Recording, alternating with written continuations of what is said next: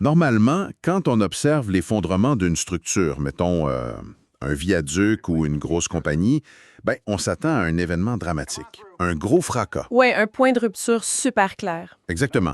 Une rupture nette que les ingénieurs peuvent pointer sur un plan en disant « Regardez, c'est ici que le béton a cédé ». On s'imagine tout le temps que ça tombe d'un coup. Sauf que l'effondrement institutionnel, ça fait pas de bruit, c'est vraiment pas un film d'action. Les rapports qu'on regarde aujourd'hui, ils montrent un phénomène beaucoup plus insidieux dans le fond. C'est ça, on cherche souvent un point de bascule binaire, tu sais, le moment super précis où la démocratie bascule dans la dictature. Ouais, mais la réalité, c'est que ça ressemble bien plus à une évaporation lente. Puis cette évaporation-là, c'est en plein ce dont on va jaser aujourd'hui en plongeant dans un rapport de recherche assez exhaustif qui date de 2026 et qui scrute à la loupe l'appareil d'État belge. Et ce qu'on y découvre, ben ça a juste pas d'allure. Non, c'est assez frappant. Il n'y a pas de char d'assaut dans les rues, pas de parlement en flammes.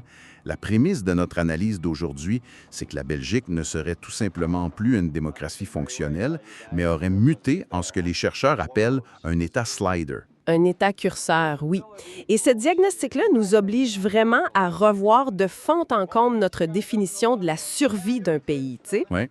La question centrale devient comment une immense machine étatique continue-t-elle de rouler tous les jours, de collecter des taxes, de payer des fonctionnaires, alors que son essence même s'est complètement volatilisée. Ton âme démocratique, dans le fond, c'est la mission de notre exploration documentaire aujourd'hui. On va décortiquer comment cette mécanique de survie s'opère, mais juste avant d'aller plus loin, faut se le dire d'emblée pour mettre la table. Oui, c'est crucial. Les documents qu'on épluche abordent des enjeux politiques belges contemporains qui sont extrêmement polarisants. Ça tire à boulet rouge autant sur la gauche que sur la droite. Exact. Fait qu'on s'entend qu'on n'est pas ici pour prendre pour un camp.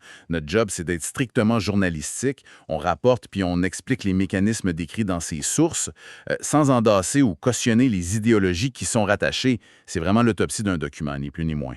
Et garder cette distance-là est super important, surtout quand on manipule des concepts aussi lourds de conséquences pour l'avenir de nos propres institutions. Bon, rentrons dans le vif du sujet.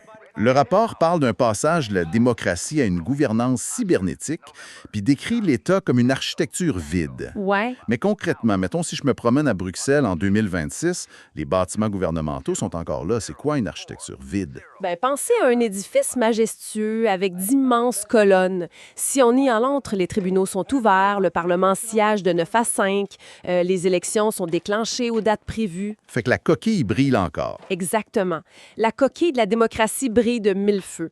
Mais le concept d'architecture vide, qui nous vient de la sociologie critique, ça démontre que ces espaces-là ne sont plus du tout habités par la souveraineté populaire. Ah ouais. Les citoyens vont voter, oui, mais le résultat de l'urne ne modifie absolument plus la trajectoire économique ou sociale du pays. Donc c'est comme si le volant n'était plus relié aux roues de la voiture. Le système roule dans le vide. C'est en plein ça. Et c'est là que le concept d'État slider prend tout son sens. Traditionnellement, on imagine l'État comme un capitaine de navire qui a un cap, un grand projet de société, une vision de la justice sociale. Ouais, un genre de plan pour l'avenir. Voilà. Sauf que l'État slider, lui, il fonctionne pas comme ça. Il opère comme un ingénieur du son devant une gigantesque table de mixage. Le gouvernement fait plus vraiment de politique, il monte et descend des curseurs, les fameux sliders. OK, genre, on ajuste des petits boutons. C'est ça. On monte le curseur de la pression fiscale de 2 %, on baisse celui des quotas migratoires, on ajuste le taux d'intérêt d'1/4 de point. Mais attends un peu. Un gouvernement qui ajuste des budgets puis des lois, c'est juste la gestion normale, non? On pourrait penser ça, oui. Pourquoi on fait sonner ça comme si c'était une dérive dangereuse? Ils essaient sûrement juste de balancer les finances. La différence fondamentale, elle réside vraiment dans l'objectif. Quand un gouvernement démocratique ajuste des impôts, c'est censé être pour financer un projet de société qui a été approuvé par les électeurs. OK, je vois. L'État slider, lui, il ajuste ces variables-là uniquement pour repousser son propre effondrement. C'est de l'équilibrisme complètement cynique. La machine cherche juste à se perpétuer elle-même. Fait que c'est de la survie pure et dure. Exact. Ça maximise l'extraction de valeur tout en noyant la contestation citoyenne sous un bruit de fond législatif incessant. Il n'y a plus de vision, il n'y a que de la maintenance de système. C'est capoté quand on y pense. C'est un peu comme une maison intelligente, tu sais, qui est programmée pour économiser l'énergie à tout prix. elle ferme les lumières dans les pièces vides, ça c'est super, mais à un moment donné, la patente décide de baisser le thermostat à 5 degrés en plein hiver. Ouais, pour sauver de l'énergie. Puis elle verrouille les portes parce que c'est le moyen le plus efficace de conserver la chaleur. Le système fonctionne parfaitement selon sa propre logique interne, mais les résidents à l'intérieur gèlent puis sont pris au piège. Tellement. Et pour pousser cette image de la maison intelligente encore plus loin, imaginez que lorsque les résidents tapent dans les fenêtres pour sortir, la maison monte le volume de la musique ambiante pour couvrir leurs cris. Wow, OK. C'est intense. C'est ça, la gouvernance cybernétique. Elle gère les crises comme des simples anomalies de données à étouffer. Sauf que les résidents, bien évidemment, ils finissent par comprendre que la maison travaille plus pour eux. Puis j'imagine que ça se reflète dans l'opinion publique. Absolument. Les données de 2026 montrent un rejet massif, presque un rejet viscéral de cette architecture vide. Les chiffres qu'on a là-dessus sont d'une brutalité inouïe. Juste en Wallonie, la satisfaction envers la démocratie a été coupée en deux en l'espace de 8 ans. On est passé de 51 % en 2018 à un microscopique 26 % en 2026. C'est effarant. La confiance envers le gouvernement fédéral belge peine à atteindre le 39 % et pour ce qui est des partis politiques, bien, on plafonne en bas de 22 %. Puis ce qui est le plus alarmant là-dedans, c'est pas juste le rejet des politiciens, c'est l'effondrement total de l'espace commun. On observe une crise épistémique vraiment généralisée. C'est-à-dire? Bien, si on regarde du côté des médias, la confiance envers la radio tombe à 72 %, la télévision à 69 % et pour Internet et les réseaux sociaux, là, on atteint carrément des abysses avec 39 % et 23 %. C'est ça qui est effrayant. T'sais, si on s'entend plus sur les mêmes faits de base, parce qu'il n'y a plus d'espace médiatique de confiance partagée, comment est-ce qu'on peut même débattre de la couleur des murs de la maison? Rien. Mais c'est justement dans ces statistiques-là qu'on trouve une dichotomie de la confiance qui révèle la vraie nature du problème. Et c'est là que ça devient fascinant. Parce que d'un côté, la population rejette complètement cette fameuse machine politique, comme on vient de le voir, mais de l'autre, elle s'agrippe désespérément à l'État social. Tout à fait. Les chercheurs sortent des chiffres comme 87 % de confiance pour le système de santé, 83 % pour la sécurité sociale, puis 78 % pour l'éducation. C'est ce qu'on appelle le phénomène de la légitimité résiduelle. La population ne se soumet plus à l'État parce qu'elle croit en son projet politique. Elle obéit aux lois par pure nécessité matérielle, dans le fond.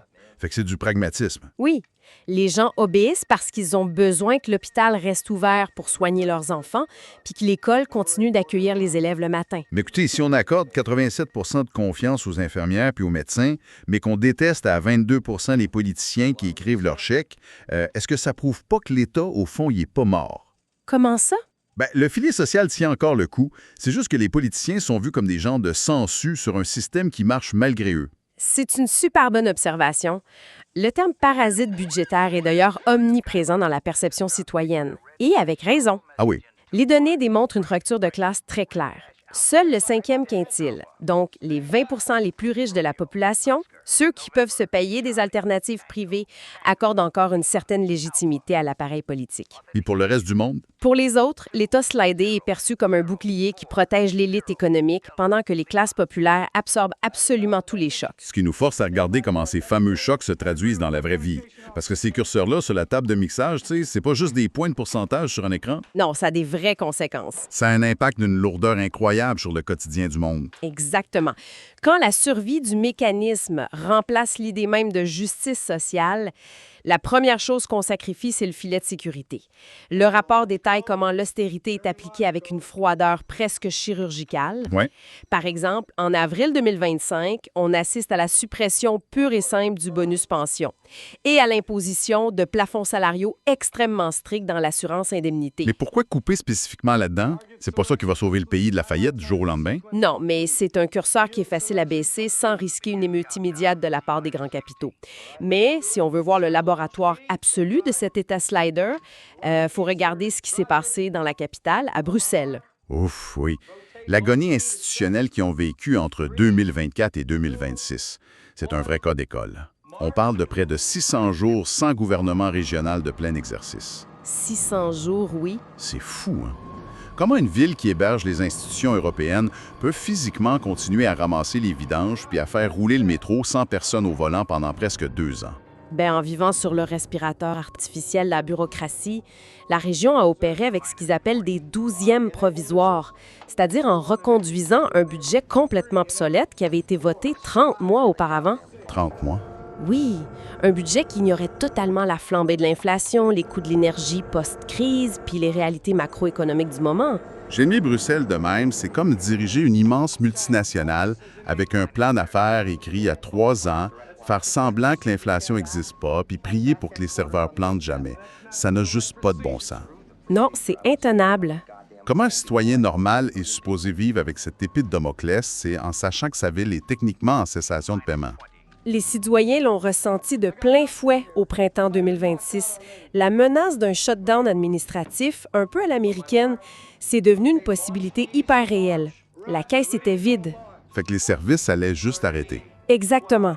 Ça voulait dire le non-paiement imminent de milliers de fonctionnaires, l'arrêt potentiel des transports en commun, des ordures qui s'empilent sur les trottoirs et la paralysie progressive de tous les services d'urgence.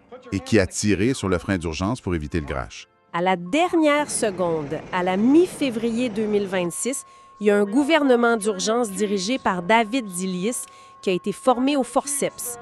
Mais attention, c'était pas l'aboutissement d'un grand compromis démocratique ou d'un beau projet pour Bruxelles. Non. C'était quoi d'abord? Ce gouvernement-là a été mis en place purement pour agir comme le curseur de la dernière chance. Juste pour injecter des liquidités et empêcher les serveurs de s'éteindre, pour reprendre votre analogie. Mais tu sais, le message que ça envoie aux gens qui ont pris la peine d'aller voter en 2024, c'est terrifiant. Ça leur dit carrément en pleine face que leur vote est décoratif. C'est exactement ça. La machine s'administre elle-même, puis quand elle va frapper un mur, elle va s'inventer une solution d'urgence qui n'a absolument rien à voir avec les choix électoraux. Et ça a un coût humain immense. Si on se met 2 secondes dans les souliers d'un citoyen inquiet pour son avenir, l'exploration de ces sources montre que ça génère un climat d'anxiété qui ronge vraiment la société. C'est une anxiété sourde, oui, et elle est complètement justifiée. Il y a d'abord l'angoisse matérielle face au démantèlement social, la crainte de voir s'implanter durablement de médecine à 2 vitesses. C'est la peur de perdre ses acquis. Mais il y a un autre volet beaucoup plus sombre qui émerge dans les données 2026. C'est la peur face à un État qui compense son manque de légitimité par la répression. Quand l'État parvient plus à convaincre par les idées, il utilise la force pour imposer l'ordre. C'est le vieux réflexe de la violence étatique, dans le fond. Et documenter des événements qui ne sont pas de simples faits divers, mais des vrais symptômes de cette architecture vide. Prenez la mort du jeune Fabien, 11 ans, en juin 2025. Ah oui, j'ai lu ça. Un enfant à trottinette qui décède tragiquement au cours d'une course-poursuite policière disproportionnée dans un parc de Bruxelles. C'est d'une tristesse infinie. Mais, pour faire l'avocat du diable une seconde, est-ce que c'est pas juste une bavure policière épouvantable? En quoi ça prouve une dérive de tout l'État? Parce que la réaction systémique démontre une tolérance institutionnelle à cette violence-là. La Ligue des droits humains a carrément dû monter au créneau pour rappeler un principe de base. Qui? Qu'une simple fuite, surtout de la part d'un enfant, ça peut jamais justifier le déploiement d'une force qui pose un risque mortel. Dans un État slider, le curseur sécuritaire est poussé au maximum pour montrer que l'État contrôle la rue, peu importe les dommages collatéraux. Puis on voit que cette mentalité de répression s'étend à la criminalisation pure et simple C'est vrai. de la dissidence. Je lisais le passage sur l'action écologique Code Rouge au port d'Anvers à la fin 2024. Oui, un exemple classique. Des juristes qui étaient là strictement comme observatrices légales avec des dossards bien identifiés, elles ont été illégalement arrêtées et menottées. C'est de l'intimidation claire. Mais honnêtement, ce qui m'a fait le plus frissonner dans ces documents-là, c'est ce projet de loi qui s'appelle la loi Quintin. Ouf, oui. La loi Quintin, c'est littéralement l'estocade portée à la liberté d'association. Ce que ce texte de loi prévoit, c'est d'octroyer au ministère de l'Intérieur le pouvoir exorbitant de dissoudre des associations, des collectifs citoyens ou des groupes environnementaux. Sur quelle base? Sur une simple décision administrative, en les étiquetant arbitrairement comme dangereux. Sans procès, sans qu'un juge ait à regarder la preuve.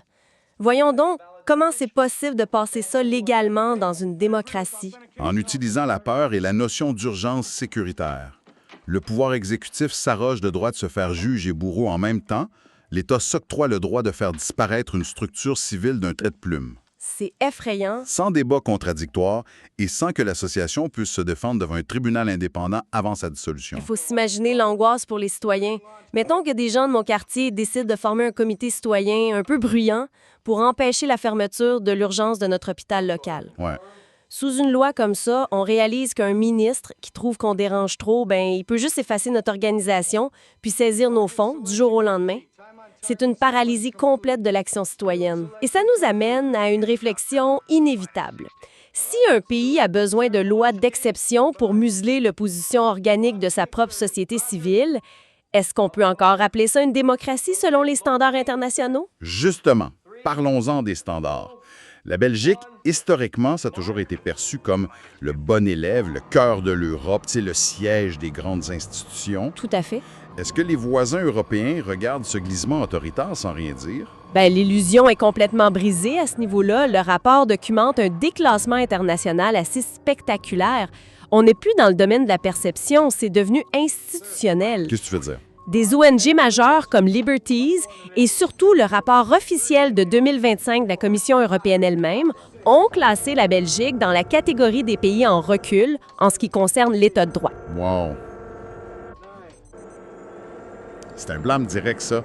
Qu'est-ce que la Commission européenne pointe spécifiquement? Leurs constats sont accablants puis très précis.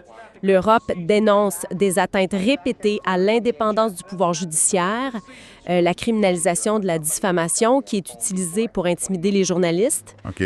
et l'absence chronique de règles strictes encadrant le lobbying, ce qui ouvre carrément la porte à une corruption institutionnalisée. Ça fait beaucoup.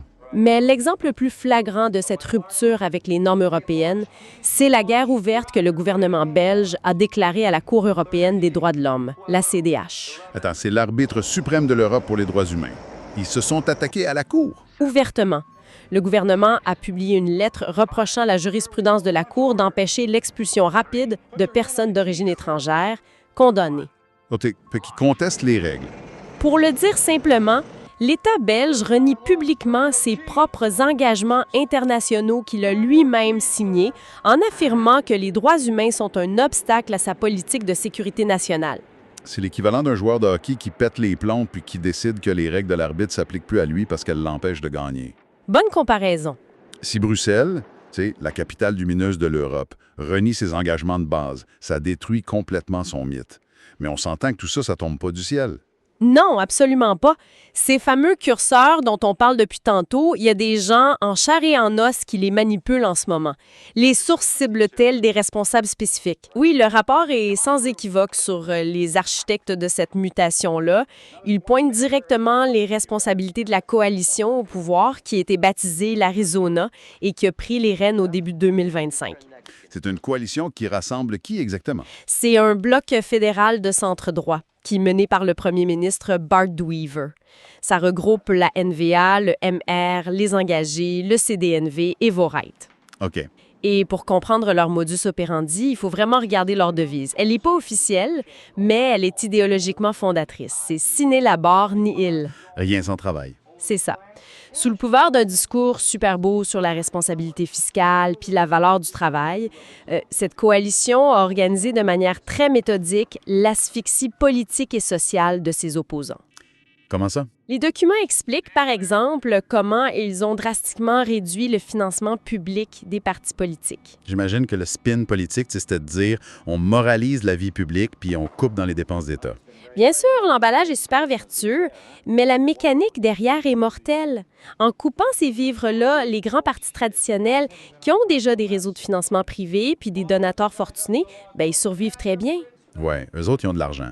Par contre, ça coupe l'herbe sous le pied des petites formations d'opposition comme le PTB, par exemple, qui dépendent de ces dotations-là pour affronter la grosse machine gouvernementale. C'est stratégique. Très. Et ensuite, le rapport montre comment leur refus dogmatique d'augmenter le moindre impôt sur la fortune ou sur les méga-profits, ça les a mathématiquement contraints à sabrer sauvagement dans les budgets de la sécurité sociale pour balancer les chiffres. Et c'est là que l'hypocrisie que dénonce le rapport devient flagrante, parce que l'argent, ils en trouvent quand ça fait leur affaire. D'un côté, on coupe la pension des aînés parce qu'on se dit cassé, Ouais. mais de l'autre, on voit une explosion des budgets militaires. C'est une asymétrie totale. Le budget 2026 prévoit d'injecter 34 milliards d'euros pour répondre aux exigences de l'OTAN. 34 milliards? Oui, et sur le front intérieur, ils ont lancé l'opération Urban Shield, qui déploie carrément des militaires en treillis dans les rues des grandes villes.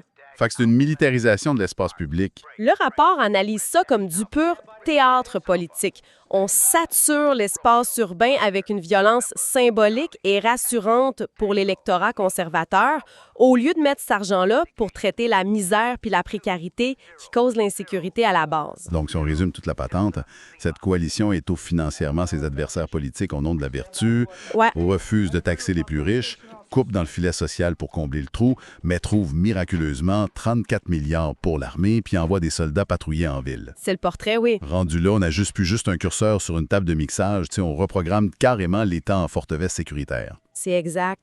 Et le comble du cynisme s'observe sur la scène internationale.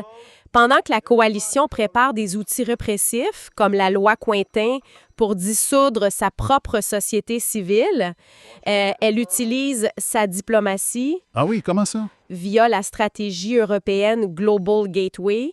Elle l'utilise pour aller donner de grandes leçons de morale et de droits humains à des pays en développement. C'est le paradoxe parfait de l'architecture vide. On garde le vocabulaire des droits humains pour l'exportation, mais on vide le concept de sa substance à la maison. Complètement. Alors, dans le fond, si on doit faire la grande synthèse de cette analyse documentaire terrifiante du système belge de 2026, qu'est-ce qu'on doit en retenir? Les chercheurs utilisent un terme assez clinique pour résumer la situation. Ils disent que la Belgique est devenue un organisme autopoïétique. Un organisme quoi? Autopoïétique. En biologie, c'est un concept qui décrit une cellule ou un organisme dont le seul et unique objectif est de maintenir ses propres frontières et de se reproduire lui-même. Fait qu'il n'y a pas de but supérieur. Non, aucun. Dans cet État slider, le droit et la justice ont été remplacés par la force administrative brute. C'est lourd. Le vote citoyen a été évidé de son pouvoir de changement. Comme l'a cruellement démontré l'épisode des 600 jours d'agonie à Bruxelles, où la démocratie a été suspendue au profit d'une gestion comptable imposée par l'urgence. Fait que l'État ne vit plus pour un idéal, il survit juste par inertie. C'est un diagnostic super pesant, mais honnêtement, c'est tellement nécessaire de regarder ça en face pour comprendre comment la gouvernance moderne peut dériver quand elle commence à voir ses citoyens comme des simples données sur un chiffrier. C'est vrai. Et ça nous amène d'ailleurs à une réflexion finale. Une idée qui figure pas explicitement dans les rapports, mais qui est la suite logique de tout ce qu'on vient de décortiquer et que j'aimerais soumettre à ceux qui nous écoutent. Ah oui, je t'écoute. Si on accepte l'idée qu'un État moderne, hyper complexe, peut désormais fonctionner uniquement grâce à l'inertie de sa bureaucratie, Oui. en gérant ses crises de façon cybernétique, en ajustant des budgets tout en contournant totalement le consentement de la population. Le fameux État slider. Exactement. Ben, que va-t-il se passer le jour très prochain où l'intelligence artificielle sera branchée directement sur ces fameux curseurs-là? Ouf, j'y avais pas pensé. Si la politique est devenue rien de plus qu'une vaste équation d'optimisation comptable pour éviter la faillite, est-ce qu'on sera un jour seulement capable de faire la différence entre les décisions d'un ministre de la coalition Arizona et celles d'un algorithme froid et silencieux? Imaginons un instant un pays, un gouvernement en fait, qui est condamné formellement par ses propres tribunaux. Pas juste une fois, là. Oui, ni même une dizaine de fois. Exact, on parle de plus de 11 000 fois. 11 000 condamnations. C'est vertigineux quand on s'arrête à ce chiffre-là. Tellement. Des juges qui tapent du poing sur la table pour forcer l'État à respecter des droits de base, genre le droit à un hébergement digne. Et la réaction du gouvernement face à ça, ben, il ignore complètement les jugements. Les amendes s'accumulent, les dossiers s'empilent, puis rien ne bouge. Absolument rien. Fait que, spontanément, on pourrait penser qu'on parle d'un régime autoritaire à l'autre bout du monde ou d'une fausse démocratie qui a viré en dictature. Ce qui serait la conclusion logique, tu sais. Ben oui, mais la réalité est pas mal plus troublante. On est en plein cœur de l'Europe, on est en avril 2026. Le pays en question héberge les institutions européennes. C'est un donneur de leçons historiques sur les droits humains. Ouais. Ce pays-là, c'est la Belgique. Et ce qui rend le constat si frappant, c'est qu'on n'est vraiment pas face à un État failli au sens classique, tu sais. Non, pas du tout. Les rues sont calmes, la presse fait ses enquêtes librement. Exact. Les élections sont super transparentes. La charpente de la démocratie a l'air complètement intacte. Mais quand on se plonge dans les rapports, Les fameux rapports qu'on va décortiquer aujourd'hui, c'est ça, les rapports des observateurs internationaux, les baromètres sociaux, les analyses juridiques récentes, il y a une image très différente qui ressort. On découvre un appareil d'État paralysé. une opacité incroyable, tellement profonde que c'est le contrat social humain qui menace de péter. C'est pas une grosse explosion spectaculaire, c'est un effondrement silencieux. Et c'est exactement la mission de notre exploration en profondeur aujourd'hui. Parce qu'on s'entend, le but, c'est pas juste de pointer la Belgique du doigt. Non, vraiment pas. La crise belge, c'est comme un laboratoire à ciel ouvert. C'est un avertissement super concret pour quiconque s'intéresse à la politique. Ça montre comment une démocratie libérale super solide sur papier peut s'effriter de l'intérieur. Une gangrène bureaucratique et partisane. Oui. Exactement. Fait que pour comprendre cette mécanique-là, il faut d'abord regarder le diagnostic de l'extérieur, et c'est là qu'on frappe un mur. Une espèce de dissonance cognitive dans les classements mondiaux. Ah, la différence entre les classements est hallucinante. D'un côté, tu as des vigiles historiques comme Freedom House qui donnent à la Belgique une note presque parfaite, là, genre 95 sur 100 pour les libertés civiles. Ouais, et cette note-là, elle reflète ce que les politologues appellent la légitimité procédurale. La légitimité procédurale, OK? En gros, les règles du jeu sont suivies, le citoyen peut voter, manifester sans danger, s'exprimer. Le processus est légitime, mais, le gros mais, c'est quand on croise ça avec les autres indices internationaux. C'est là que ça se gâte. Vraiment. Dès 2024, l'indice de The Economist a officiellement rétrogradé la Belgique au statut de démocratie défaillante. Démocratie défaillante, le terme est fort. C'est lourd. Ils ont chuté au-delà du 34e rang mondial.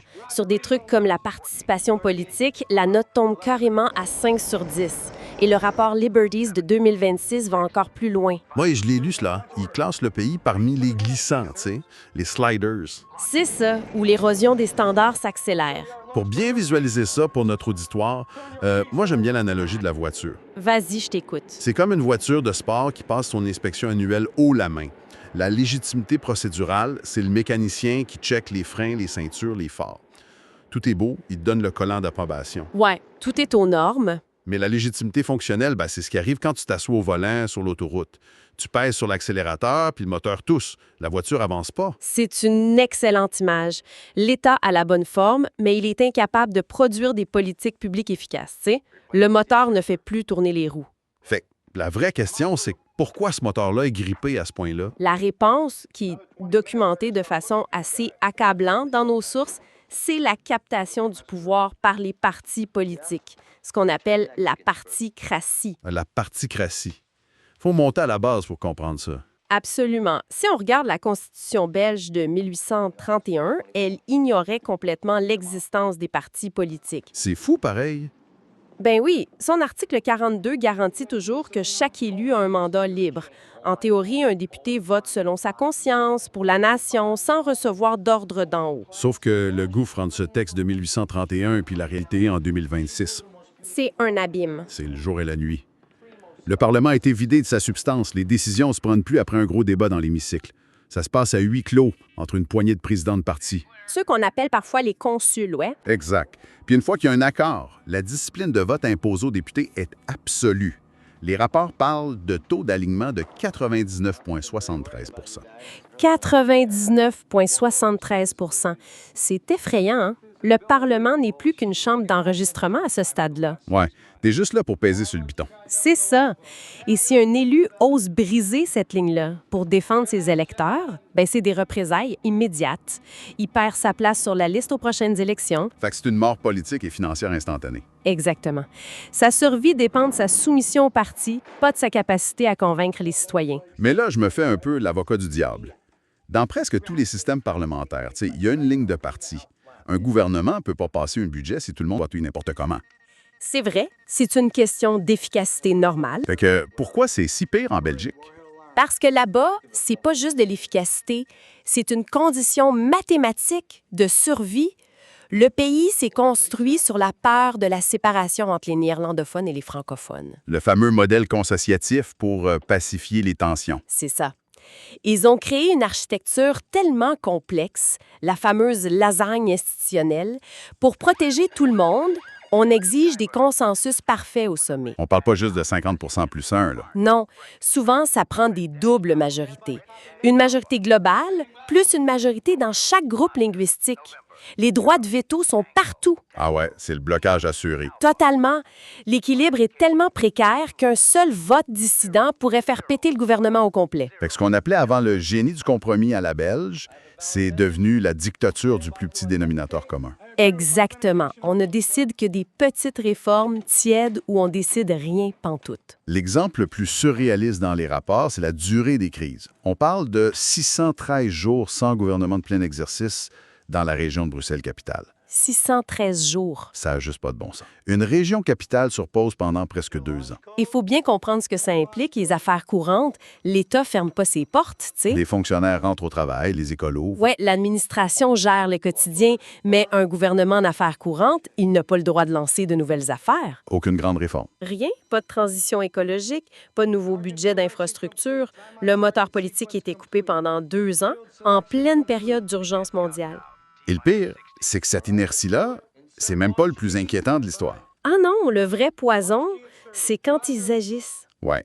C'est ce qui arrive quand le gouvernement finit par agir et qu'il s'affranchit des lois. On en revient à nos 11 000 condamnations du début. Le fameux incivisme d'État. C'est fou. L'exemple de la crise de l'asile est tellement représentatif. L'État refuse de loger les demandeurs d'asile, les tribunaux du travail les condamnent sans arrêt. Et la primauté du droit s'écroule. C'est la base, tu sais. L'État doit obéir à ses propres juges. Mais là, le gouvernement préfère payer des astreintes monstres plutôt que de respecter la loi. Le message envoyé à la population est dévastateur. C'est comme dire que la loi est optionnelle quand tu as le pouvoir. Pour illustrer, c'est comme un hôpital public qui, par manque de lits, décide de ne plus soigner une catégorie de patients. Oui, on les laisse dans le couloir. Les médecins capotent, les comités d'éthique font des rapports, puis la direction de l'hôpital fait juste payer une petite amende avec l'argent même de l'hôpital, puis continue de rien faire. C'est la normalisation de l'abus par l'institution elle-même. Et cette normalisation, elle est facilitée par l'asphyxie financière de la justice. Ah oui, les budgets de la justice, c'est ridicule. Mais pour que les juges aient du pouvoir, ça prend des moyens. Or, le budget de la justice belge stagne autour de 0,22 du PIB. 0,22. La médiane européenne, c'est quoi? 0,31? C'est ça. Ça a l'air de rien comme différence, mais sur le terrain, ça veut dire des palais de justice qui tombent en ruine, pas assez de juges et des retards qui se calculent en années. Le lien est direct. Si ton procès au civil prend tellement d'années que tu es ruiné avant même la première audience, ben c'est un déni de justice. Exact. Tu prives le citoyen de ses droits sans même changer la loi. Et ça, sur la scène internationale, c'est très gênant. Surtout pour le pays qui héberge la Commission européenne. C'est clair.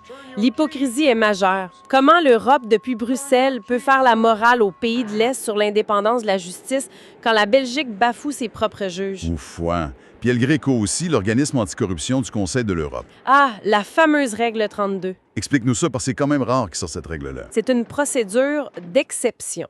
Ils l'ont activée parce que la Belgique refuse systématiquement de réguler ses lobbies et ses cabinets ministériels. Les cabinets ministériels, c'est une grosse bibite là-bas. C'est une armée de conseillers non élus autour de chaque ministre, parfois des centaines de personnes placées là par les partis. Puis c'est eux qui rédigent les lois dans l'ombre. C'est ça. Ils court-circuitent l'administration publique qui, elle, est neutre.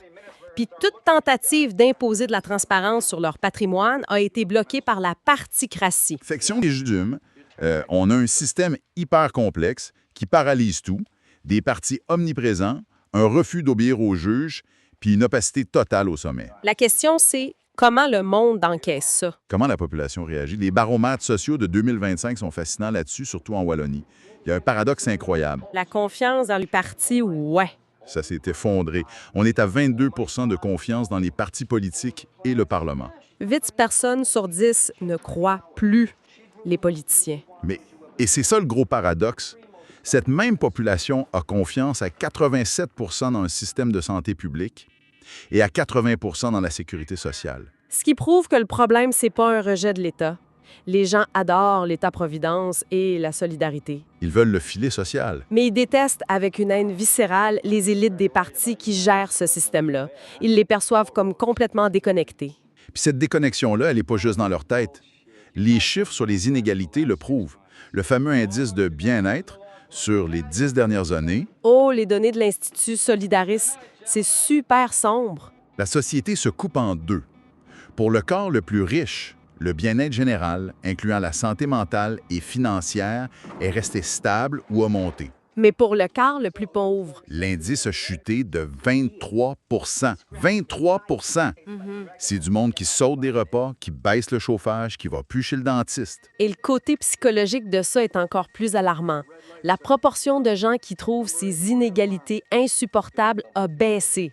Elle est passée de 73 à 64 Ce qui a l'air paradoxal. On croirait que serait plus en colère. C'est du fatalisme social toxique.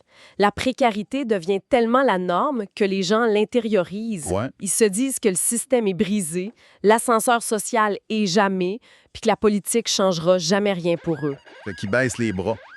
Et ça nous mène directement au non-recours au droit. L'effet Mathieu, comme l'appellent les politiques publiques. Ce concept-là est central pour comprendre la crise. En gros, les mécanismes de l'État profitent plus à ceux qui ont déjà un capital financier ou intellectuel. Le chiffre qui m'a renversé dans les rapports, c'est qu'environ 45 des personnes éligibles aux revenus d'intégration sociale ne le demandent pas. Presque la moitié des ayants droit qui s'évaporent. C'est énorme. Puis pourquoi? À cause de la complexité kafkaïenne du système.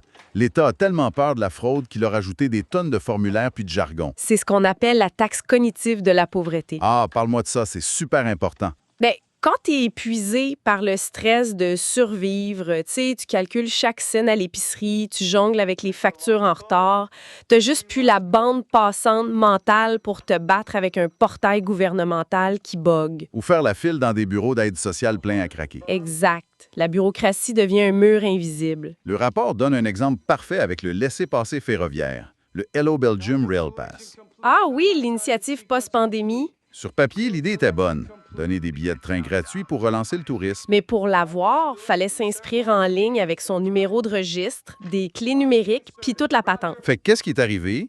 Les 20 les plus riches ont capté cet avantage-là 1,3 fois plus souvent que les 20 les plus pauvres. Le système a littéralement donné de l'argent public à ceux qui savaient comment utiliser les formulaires numériques. Puis le laisser sur le quai ceux qui n'ont pas d'ordinateur. Fait que l'État, au lieu d'aider, il a financé la fracture sociale. C'est exactement ça. Et si tu mets tous ces éléments-là ensemble, la frustration devient explosive. Mais maison, mets-toi à la place de la personne au bas de l'échelle. Elle voit l'aide sociale bloquée, la justice engorgée, puis en même temps, elle lit que les partis politiques reçoivent plus de 108 millions d'euros d'argent public par année. 108 millions pour financer l'appareil des partis. Pour inonder les réseaux sociaux de pubs ciblées, pour les mêmes élus qui laissent le pays sans gouvernement pendant 600 jours. Le contraste est choquant. L'argent coule à flot pour les partis, mais les guichets d'aide ferment. C'est ça qui forge l'électeur en colère. Totalement. C'est plus un choix idéologique de voter pour les extrêmes, c'est un rejet viscéral, désespéré d'un système qui étouffe le monde. Et c'est ça le gros avertissement pour les autres démocraties. La complaisance, ça détruit de l'intérieur. Ouais. L'incapacité à se réformer, ça mène pas à un coup d'État du jour au lendemain. C'est un lent pourrissement. Tant que le moteur n'est pas réparé, le fossé va juste continuer de s'agrandir. Fait que face à un constat d'échec aussi profond, ça invite à une réflexion assez radicale. Si le système est barré de l'intérieur, puis que seuls les partis ont le pouvoir de changer les règles, comment on s'en sort? Il y a une idée audacieuse qui ressort de plus en plus dans les cercles d'innovation démocratique. L'idée, ce serait de se passer des élections traditionnelles pour une partie de notre représentation. Le bicaméralisme citoyen. Basé sur le tirage au sort. C'est capoté, mais plein de bon sens en même temps. L'idée, c'est de remplacer une chambre comme le Sénat, qui est souvent dysfonctionnelle, par une assemblée de citoyens ordinaires tirés au sort. Et du monde de tous les milieux, pas de ligne de parti, pas de campagne à financer, pas de président de parti à écouter. Juste un mandat pour délibérer sur le fond pour le bien commun. Si la particratie a confisqué la démocratie, bien, la vraie solution, c'est peut-être de redonner les clés directement aux citoyens. C'est une sacrée remise en question pour quiconque nous écoute. Quelque chose à méditer sérieusement.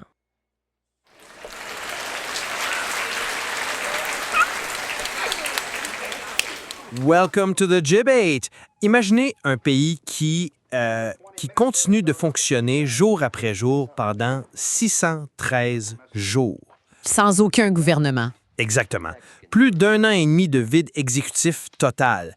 Pour la grande majorité des démocraties, ce serait perçu comme un scénario d'apocalypse. Mais en Belgique, c'est presque devenu, disons, une habitude. Notre dialogue d'aujourd'hui, cette exploration analytique croisée que nous allons mener ensemble, se penche précisément sur cette profonde crise de légitimité démocratique post-élection 2024 en Belgique. On observe présentement un gouffre qui ne cesse de s'élargir entre d'un côté ce que la population attend de son État et de l'autre, une classe politique qui semble de plus en plus isolée dans sa tour d'ivoire. Et c'est un contraste assez brutal quand on y pense. Et il y a un paradoxe vraiment fascinant au cœur de cette dynamique-là. Tu sais, les citoyens belges ne rejettent pas du tout l'État en soi. Au contraire. Absolument pas, non. Quand on regarde les chiffres, il y a une confiance massive, presque inébranlable envers l'État social. On parle de 87 % de confiance pour le système de santé et 91 % pour la police et les fonctions régaliennes. Les gens aiment la machine, dans le fond. C'est ça, ils aiment la machine, ils veulent qu'elle les protège. Mais ce qu'ils détestent profondément, c'est le conseil d'administration. C'est l'effondrement de la confiance envers la sphère politique représentative. On stagne péniblement entre 22 % et 39 % pour les parlements et les partis. Exactement. Et c'est vraiment le cœur de notre discussion. Pour mettre carte sur table dès le début, ma position en tant que politologue est que ce fossé spectaculaire résulte avant tout d'une paralysie institutionnelle chronique. Et en bout de ligne, pour sauver la machine, ça nécessite une rationalisation managériale sévère, une efficacité exécutive imposée de haut en bas. C'est, selon moi, la seule façon de préserver cet État social que les citoyens aiment tant. Ouais, mais de mon côté, en tant que sociologue, je vois les choses autrement. Je m'en doutais. Bien sûr, j'affirme que ce fossé légitimité est fondamentalement le produit d'une exclusion sociologique et structurelle. C'est une exclusion qui est perpétrée par des élites technocratiques, des élites qui prennent des décisions cruciales tout en ne ressemblant plus du tout à la population qu'elles sont censées représenter. Alors, plongeons directement là-dedans. Pour bien comprendre, il faut regarder la mécanique même du système, le modèle consociatif belge. Le fameux modèle. Ouais. C'est un système qui a été historiquement conçu pour forcer le consensus et pacifier des clivages linguistiques et philosophiques profonds. En pratique, ça veut dire que chaque groupe détient un pouvoir de veto pour se protéger, mais aujourd'hui... Ça s'est transformé en blocage. C'est exactement ça. Ce mécanisme de sécurité s'est transformé en frein à main qu'on n'arrive plus pantoute à desserrer. Le système est paralysé par des vétos croisés idéologiques permanents. L'illustration parfaite de cette thrombose, c'est la crise de la région de Bruxelles-Capitale. Les 613 jours dont vous parliez. Voilà. Face à ce vide et surtout face à un déficit abyssal et à la pression de la Commission européenne, le nouveau gouvernement fédéral, la coalition Arizona de Bart Wever, n'a pas eu le choix. Ils ont dû trancher. Ils ont dû adopter une approche que certains de vos collègues qualifient de néolibéralisme autoritaire. Pour moi, la légitimité démocratique ne se trouve plus dans la recherche romantique de compromis partisans qui prennent des années. Elle se trouve dans la capacité de l'État à livrer des résultats. Livrer des résultats, oui, mais à quel prix? Concrètement, il faut assainir 23,3 milliards d'euros d'ici 2029 pour maintenir les fonctions régaliennes. Si la machine ne produit plus rien, elle meurt. C'est aussi simple que ça. Écoutez, je comprends très bien cette logique purement comptable. Mais l'efficacité technocratique n'est qu'un simple pansement sur une fracture sociologique béante. Si vous rationalisez l'appareil d'État sans vous soucier une seule seconde de qui prend ces décisions, vous pensez que ça crée des tensions? Vous créez une poudrière sociale. Pour moi, la crise de légitimité vient du fait que les instances décisionnelles ne reflètent absolument pas la réalité de la population belge. OK. Prenons justement cette fameuse coalition Arizona que vous mentionnez. C'est l'exemple flagrant de cette déconnexion. Comment voulez-vous que la population se reconnaisse et ait confiance dans un exécutif qui compte seulement 26,6 % de femmes? C'est un chiffre bas, c'est vrai. C'est un recul brutal par rapport à la parité qu'on avait atteinte avec le gouvernement précédent.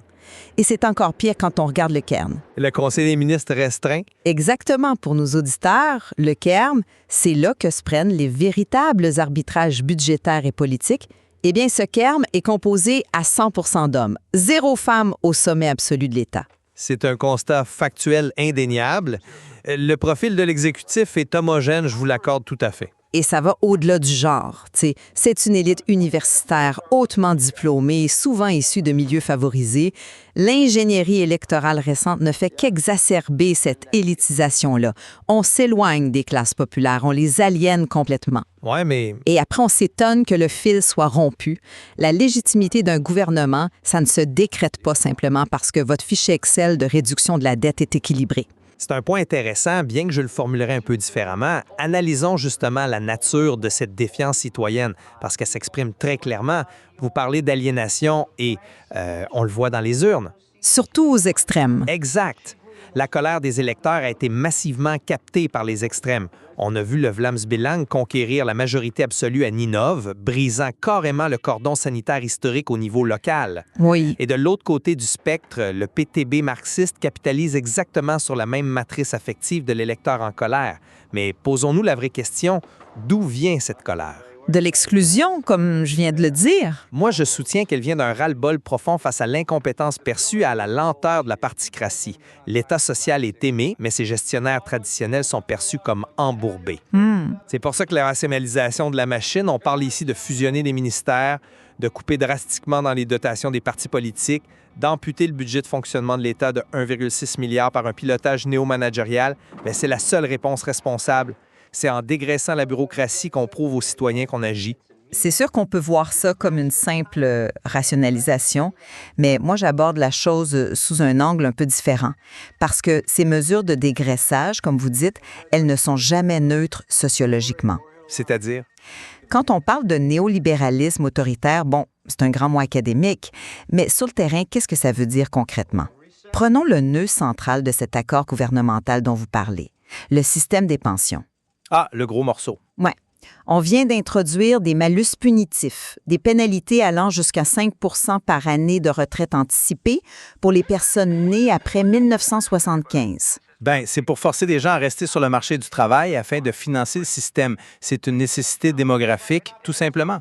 Une nécessité calculée par qui? Ces mesures d'austérité, ces pénalités frappent de plein fouet les travailleurs qui ont des carrières pénibles ou usantes physiquement. Je comprends, mais Un ouvrier de la construction de 60 ans là, qui a le dos brisé et qui doit s'arrêter, bien, il va perdre une fraction énorme de sa pension pour le reste de sa vie. Et le problème, c'est que ces règles sont décidées en vase clos par des universitaires. par le fameux Kern. Exactement.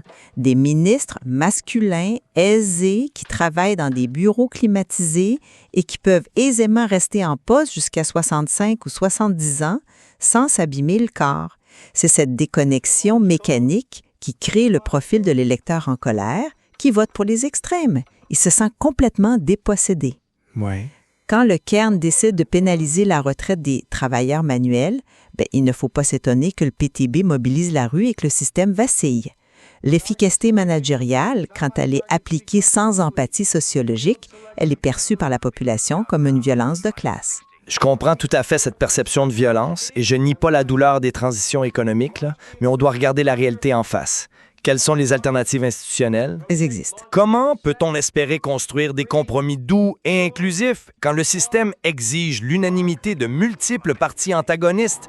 Ce qui s'est passé à Bruxelles explique exactement pourquoi on en arrive à des décisions verticales. Vous parlez du blocage PS et NVA? Oui, le Parti socialiste francophone a posé un veto strict contre l'inclusion de la NVA flamande, arguant qu'il voulait détruire Bruxelles. Et immédiatement, en riposte, le Parti libéral flamand a érigé la présence de cette même NVA en condition sine qua non pour participer au gouvernement. Résultat des courses? Le blocage? Un blocage monumental qui a détruit la confiance des citoyens et gelé les investissements. Le système de protection par veto croisé mène inévitablement à l'inaction totale. Et l'inaction, ben, c'est le pire ennemi de légitimité. C'est pour ça que l'approche de De Wever tranche le nœud gordien. Écoutez, c'est un argument convaincant sur la lourdeur du système consociatif, je l'admets volontiers. Ce n'est vraiment pas un système fluide. Mais avez-vous considéré que la réponse apportée par ces mêmes élites pour soi-disant dynamiser la démocratie ne fait qu'aggraver l'exclusion des plus vulnérables? Vous faites référence à quoi, là? Regardons ensemble les manipulations de l'ingénierie électorale. Déplaçons-nous en Flandre aux élections locales d'octobre 2024. Sous couvert de responsabiliser le citoyen, on a carrément supprimé l'obligation de vote. C'est vrai. Les instigateurs de cette réforme, principalement les libéraux d'ailleurs, promettaient un corps électoral plus engagé. Mais la réalité empirique sur le terrain a été effarante. Les études de l'UC Louvain démontrent clairement que cette suppression a libéré un abstentionnisme massif. Ouais. L'abstention a augmenté, mais Elle n'a pas juste augmenté de manière uniforme, elle est directement conditionnée par le diplôme et le niveau de revenu. C'est ce qu'on appelle en sociologie le passage du modèle du devoir civique au modèle des ressources. le capital culturel. Exact. Quand le vote n'est plus obligatoire, aller voter demande du capital culturel, de la disponibilité, de la confiance en soi. Ceux qui se déplacent sont ceux qui se sentent légitimes, les classes moyennes et supérieures, les diplômés.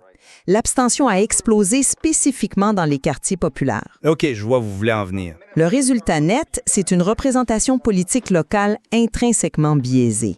Les ouvriers et les précaires se sont auto-exclus du processus.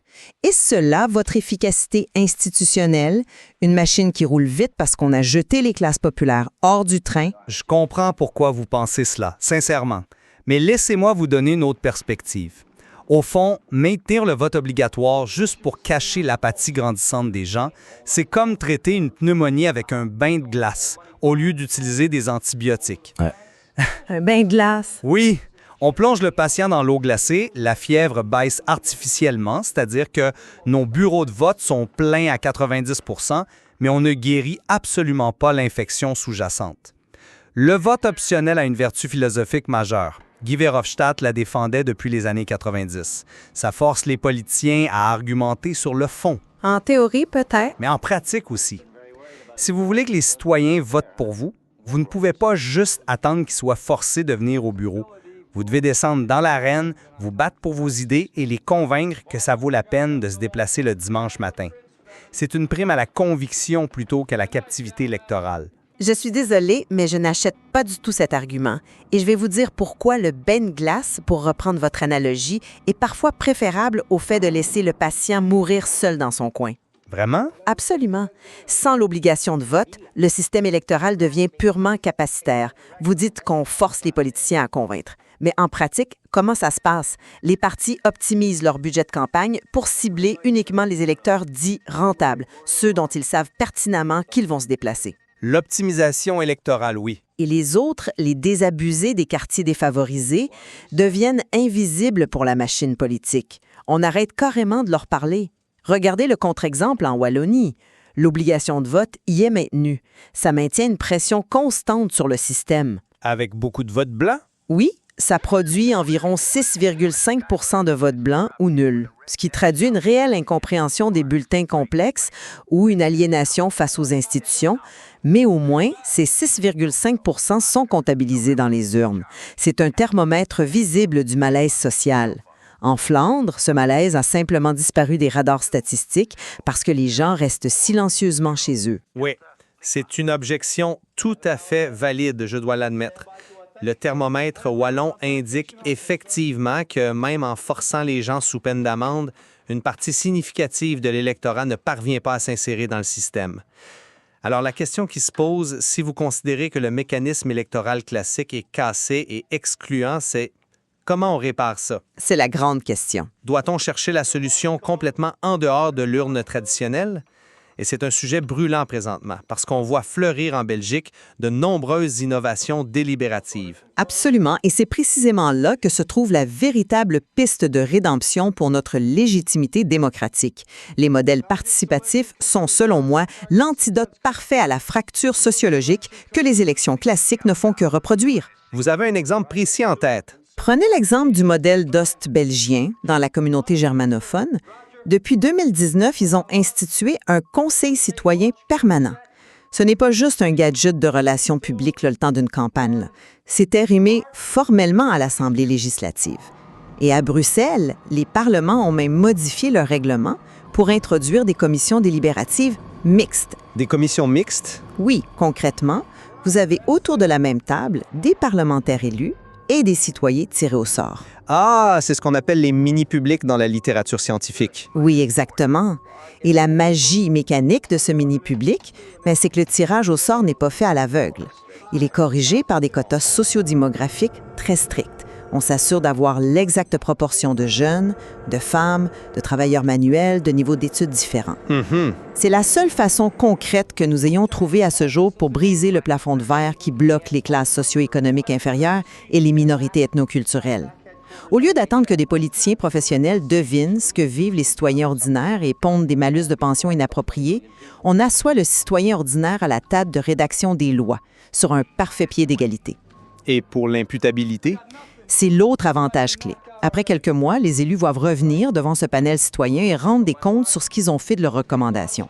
Écoutez, je reconnais tout à fait la noblesse de l'idée. Sur le plan philosophique, le tirage au sort remonte à l'Athènes antique, c'est très séduisant. Mais je reste profondément sceptique quant à sa capacité d'application réelle à l'échelle macroscopique de l'État fédéral belge.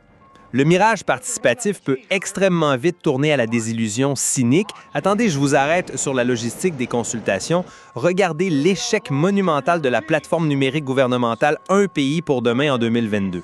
Ah, mais c'est différent, ça. Laissez-moi finir. L'exécutif voulait consulter la population sur l'avenir des institutions. Quel a été le résultat final? À peine 10-12 025 contributeurs sur des millions d'électeurs potentiels. Et surtout, qui a pris le temps de participer? Un échantillon massivement surreprésenté par des personnes hautement scolarisées, déjà politisées, qui ont le temps et les ressources cognitives pour rédiger des avis le soir après le travail. Mais là, vous comparez des pommes et des oranges. C'est un argument qu'on entend souvent, mais il y a une différence fondamentale de méthode, en fait. Comparer une plateforme numérique qui n'est qu'une boîte à suggestions glorifiée où le gouvernement fait appel au volontariat avec un tirage au sort institutionnalisé, ça n'a aucun sens. Pourquoi ça n'a aucun sens? Parce qu'un pays pour demain a échoué précisément parce qu'il reposait sur l'autosélection, ce qui favorise toujours les profils hyperactifs et diplômés. Un vrai panel délibératif comme à Ostbelgien, ça implique des indemnités financières pour compenser le temps de travail perdu, un encadrement méthodologique et des quotas correctifs. Le tirage au sort va chercher par la main ceux qui ne seraient jamais, au grand jamais, portés volontaires sur un site web du gouvernement. C'est vrai, la méthodologie diffère et les quotas aident assurément à la représentativité. Mais mon point fondamental concerne le levier d'action réel et la responsabilité. Ces mini-publics souffrent d'un déficit original majeur. Ils manquent totalement d'imputabilité politique. Je ne suis pas d'accord. Pensez-y. Si les citoyens tirés au sort prennent une très mauvaise décision économique qui ruine un secteur entier, que se passe-t-il? Ils retournent à l'anonymat de leur vie quotidienne. L'élu, lui, il risque son siège, sa carrière. Il doit affronter la colère publique aux prochaines élections. Oui, mais... Et de plus, soyons pragmatiques 2 secondes. Comment 89 personnes tirées au sort vont négocier avec la Commission européenne des coupe-noix de 23 milliards d'euros? Ces assemblées n'ont tout simplement pas la force de frappe logistique et l'autorité régalienne pour gérer des réformes majeures. C'est un processus complémentaire, pas un remplacement total. Mais l'un des débats actuels pour débloquer la Belgique, c'est la transition vers une Belgique à 4, où la Flandre, la Wallonie, Bruxelles et Ostbelgienne seraient sur un pied d'égalité. Vous ne pouvez pas sous-traiter une ingénierie constitutionnelle d'une telle envergure à un panel citoyen amateur, aussi représentatif soit-il. La gouvernabilité exige un exécutif fort, mandaté et imputable. Mais la gouvernabilité sans légitimité sociale, ça finit toujours par ressembler à de l'autoritarisme en bout de ligne. Et l'institutionnalisation du tirage au sort en Belgique reste une trajectoire vitale. Même si c'est inachevé. Oui, la littérature scientifique la décrit comme inachevée parce que les parlements rechignent jalousement à céder leur monopole législatif. Mais l'inertie de la particratie émousse systématiquement la portée des bonnes idées. Si nous ne parvenons pas à injecter directement la voix du vrai terrain sociologique dans les décisions structurelles, cette refonte de l'État naîtra morte. Elle sera inévitablement rejetée par la rue, comme on le voit avec la montée des extrêmes. Nous touchons là vraiment au cœur de notre désaccord et je pense qu'il est temps de résumer nos perspectives sur ce dossier complexe. D'accord. Pour ma part, je suis convaincu que la légitimité démocratique passe impérativement par des institutions débloquées et fonctionnelles. surtout face aux attentes écrasantes d'une population qui exige avant tout que son État-providence continue de la soigner. La paralysie hallucinante du système bruxellois a amplement démontré que l'obsession d'une représentativité parfaite et consensuelle mène directement à l'impuissance politique. La refonte vers un exécutif plus vertical, une rationalisation managériale stricte, c'est une méthode abrupte, c'est certain, mais c'est très probablement le prix indispensable à payer pour la survie du modèle. Il faut assurer l'efficacité de la machine étatique pour conserver cette fameuse confiance résiduelle des citoyens. Ouais. Et pour synthétiser mon point de vue, je suis convaincue qu'une gouvernance qui s'isole volontairement dans une bulle technocratique, elle court à sa perte.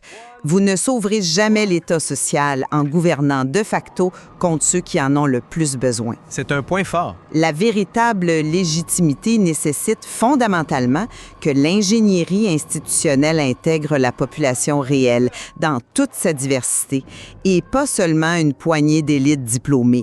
Une efficacité comptable qui reste aveugle aux fractures sociales ne fera qu'engraisser les partis extrêmes aux prochaines élections. Ce qui est fascinant, au final, c'est à quel point le cas belge sert de laboratoire grandeur nature.